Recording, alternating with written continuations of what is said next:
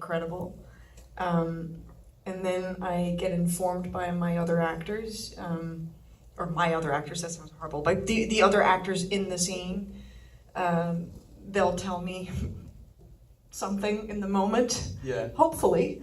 I also obviously do a little bit I of... think it's a very hard thing for him to sort of commit to, but I think that's indicative of the person who he's trying to become. I think he is a work in progress, and he's trying to achieve something that few people can and be happy in that world. Logic, he's all about the way things work, and he's very skeptical of all this demon stuff. So what about you personally? How do you feel about the supernatural? Have you ever had like a supernatural experience? Oh, I've had many. I think I'm more inclined to believe, I'm sort of more in the Michelle realm here. But Ben is a guy who really believes only in the things that you can touch, taste, feel. And I'm kind of confused, like if he's a demon himself or if he's just a total psychopath. But how would you describe your character and how he represents evil for the show, and maybe why he has it out for Kristen and David so hard? I'm not sure what you mean by evil. I think he's playful. The synonym, I guess. Yeah, he's a keen reader of people's personalities, and clearly he's an operator. He's a kind of gamesman, maybe, and he likes stirring things up. He's good at it, and then I think it delights him to watch things spin out of control. The wreckage has appeal for him. I don't know how wide a net he has. Maybe he's just a localized problem. Well, but it's possible he's connected on a more global level.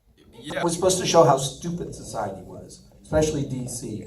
And I think one of the things that this is showing, that stupidity is moving over into villainy. So that's what's fun about the 60. Anyway. Yeah, well, and with that 60 and a new case every episode. When we were doing Good Wife and then Good Fight, we couldn't repeat roles because they already played that character. I mean, Christine Lottie played a real villainous lawyer in The Good Fight. And so then you could cast her again. So we're getting, what's good is we're getting a lot of, you know, Mike was a drug dealer and now he's going to be a priest. Excuse me, I was a businessman with a diversified portfolio, real estate, dry cleaning, horse stables. I've had so many things other than the drugs. I don't know why. You killed your wife. That is not proven. No one ever saw that. It's a convenient accident.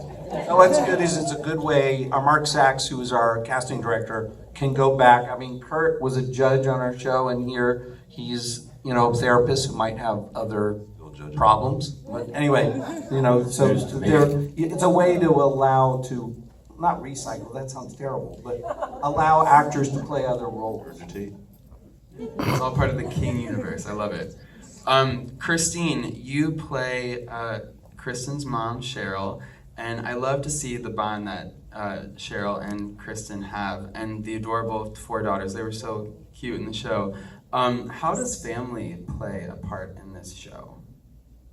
I think a big part. I think Kristen is certainly challenged by having this job full-time and 4 younger daughters and a husband that is, may I say, deadbeat? Can I just say it? I think he's gone, he's climbing mountains or something in somewhere. And I'm sort of the, you know, the surrogate husband, babysitter.